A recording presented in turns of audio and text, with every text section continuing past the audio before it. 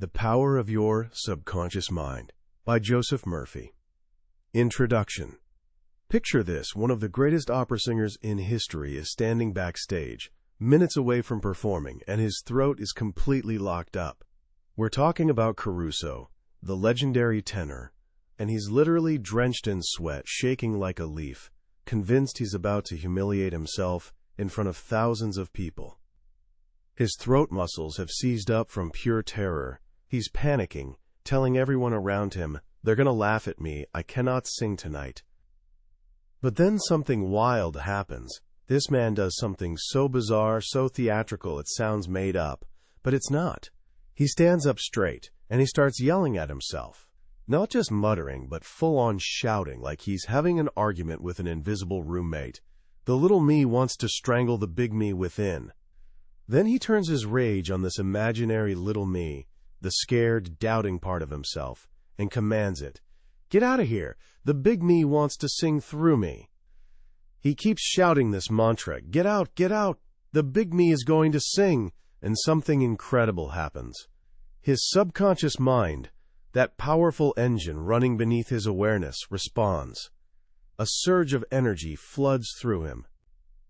When they call his name, he walks onto that stage and absolutely crushes it. The audience is spellbound.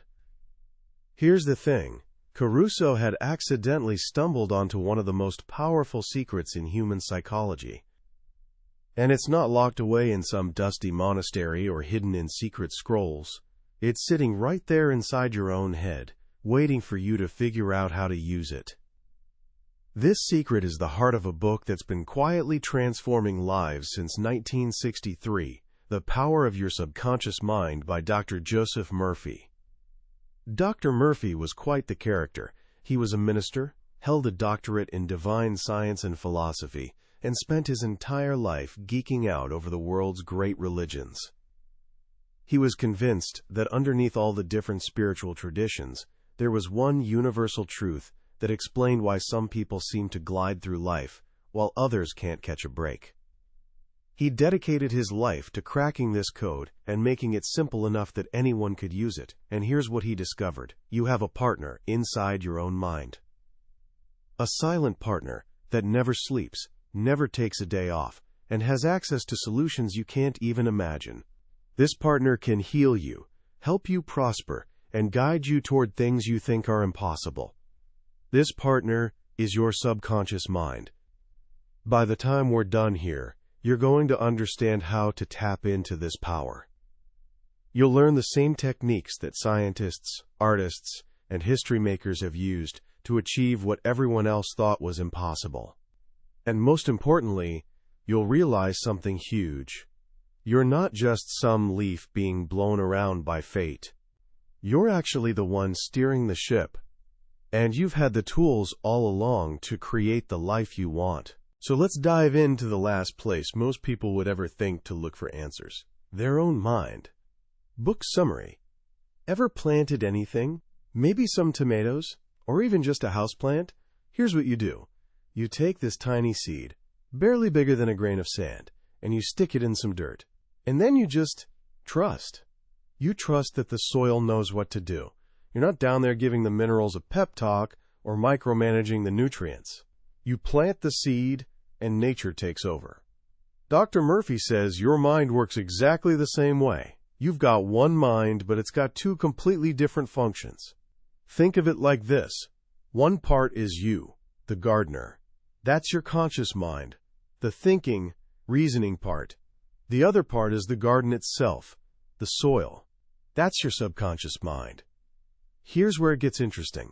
All day long, whether you notice it or not, you're planting seeds. Every single thought is a seed. When you think, "I'm going to nail this presentation," or "I'm capable and confident," you're planting good seeds. But when you think, "I always mess things up," or "I'll never have enough money," you're also planting seeds. Just really terrible ones. And here's the kicker. Your subconscious doesn't have an opinion about your seeds. It's not going to say, this fear of failure seed is garbage, let me not grow this one. Nope. It'll grow poison ivy just as enthusiastically as it'll grow roses. Its only job is to take whatever you're thinking and turn it into your reality. As Murphy puts it, every thought is a cause, and every condition is an effect. This is the whole game right here. Most people are out there trying to change their lives by working harder, hustling more, trying to control everything around them. But that's like standing in front of a mirror and trying to change your reflection by grabbing at the glass. Murphy's saying you've got to change what's inside first. The world outside is just responding to what's happening in your mind. Let's try another angle. Your mind is like a ship. Your conscious mind is the captain up on the bridge, checking the maps, making decisions, giving orders. Down in the engine room is the crew, your subconscious. And here's the thing about the crew. They don't know where they're going. They're not looking at the maps. They just follow orders. If the captain says, "Full speed ahead to prosperity," the crew makes it happen. But if the captain's up there going, "We're going to hit an iceberg, I just know it," the crew will faithfully steer you straight into that iceberg. The crew never argues. They just do what they're told. Your subconscious takes its orders from what your conscious mind believes is true. So when you keep telling yourself, "I can't afford this," or "I'm terrible at relationships," you're literally giving commands to your subconscious. And like a faithful employee, it goes, "Got it, boss," making sure you stay broke and lonely. It's just following orders. There's this great story about a college student who learned this lesson just in time. She's window shopping before Christmas and spots this gorgeous, expensive travel bag. She's about to say to herself, "I can't afford that." But then she remembers Murphy's advice. Never finish a negative statement. Flip it immediately. So instead she declares, "That bag is mine. It's for sale. I accept it mentally, and my subconscious is going to figure out how I get it." That same evening, her fiancé gives her a gift. Guess what it is? Yep, the exact same bag.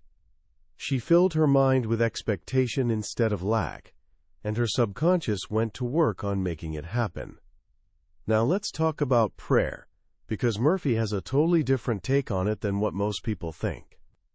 He's not talking about begging some distant power in the sky to maybe, possibly, if he's in a good mood, help you out. He's describing prayer as a technology, a systematic way of communicating with your subconscious mind. There was this man with a horrible skin condition. His skin was hard, scaly, and red. Doctors couldn't help him, so he decided to try Murphy's approach. Several times a day, he'd pray like this: "My body and all its organs were created by the infinite intelligence in my subconscious mind. It knows how to heal me. This infinite healing presence is transforming every cell, making me whole and perfect now. I'm grateful for the healing that's already happening." He did this for about 3 months. At the end, his skin was completely healed. He had successfully impressed the idea of perfect health onto his subconscious, and it responded by rebuilding his body according to that blueprint. The same principle works for money, but here's where people trip up. They stand in front of the mirror, broke, and say, "I am wealthy," 50 times, and nothing happens. Murphy explains why. Because when they say it, they feel like they're lying. Their conscious statement is fighting with their deeper feeling of being broke. And the subconscious always goes with the dominant feeling, not the fancy words. So he suggests a sneakier approach. Instead of lying to yourself, try something that doesn't trigger your internal BS detector. "Day and night, I am being prospered in all my interests." That feels more true, doesn't it? Or simply repeat the word wealth quietly before bed. You're not making a false claim. You're just marinating your mind in the concept of wealth. And feeling wealthy creates wealth. Here's a trap that kills people's prosperity: envy. When you see someone else succeeding and you feel bitter about it, you're literally pushing away the very thing you want. You're putting yourself in a negative frequency. Murphy says the fastest way to fix this is to immediately wish that person even more success. When you celebrate other people's wins, you open yourself up to receive your own. Every area of your life runs on these same principles. Want success? Murphy breaks it into 3 steps. First, figure out what you love doing. Second, become ridiculously good at it. No more than anyone else. But here's step 3, the most important one. What you're doing can't just be about you. It has to benefit other people too. Your desires need to bless the world, not just your bank account. When that's true, success comes back to you like a boomerang. Relationships work the same way. You know the golden rule: treat others as you want to be treated. Murphy adds a mental layer. Think about others the way you want them to think about you. Because here's the thing, what you think and feel about someone else, you're actually creating in your own life. Your mind is creative. The good you send out comes back. The negativity you spread also comes back. Want to attract your ideal partner? Build that person in your mind first. Focus on the qualities you desire, and your subconscious will orchestrate the meeting. And aging? So many people are terrified of getting old, like they have an expiration date stamped on their forehead. But Murphy reminds us, your subconscious mind doesn't age. Love, wisdom, kindness, curiosity, these things don't grow old. You only get old when you stop being interested in life, when you stop dreaming. Age isn't about how many birthdays you've had. It's about whether you're still learning, still growing. You're as young as you think you are. The power that moves mountains and parts seas is sitting inside your skull right now. The answer to every problem you're facing is in the invisible world of your thoughts and feelings. You're the gardener, you're the captain, you're the architect of your entire life. All you have to do is choose. Choose thoughts that heal, that inspire, that lift you up. Plant those seeds in your subconscious. Trust the process, and get ready to watch miracles unfold. Commentary. As we wrap up this journey through the power of your subconscious mind, let's talk about why this book, written decades ago, still hits so hard. I think it's because it reminds us of something we constantly forget. We're not helpless. We're not victims of random chance. We are creators.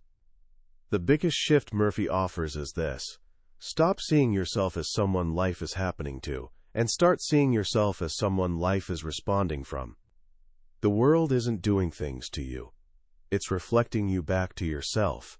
That's both empowering and a little scary, because it means there's no one else to blame, but also no external force that can stop you. What I love most about this book is how accessible it is. Murphy isn't asking you to join a cult or memorize ancient texts. He's describing a mental law that works for everyone: atheists, skeptics, religious folks, whoever. Prayer, in his view, isn't begging. It's a scientific method of aligning what you want with the creative power already inside you. So how can you actually use this stuff right now?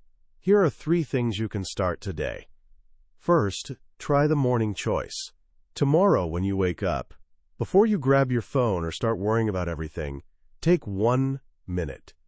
Just 1. Say to yourself, I choose happiness today.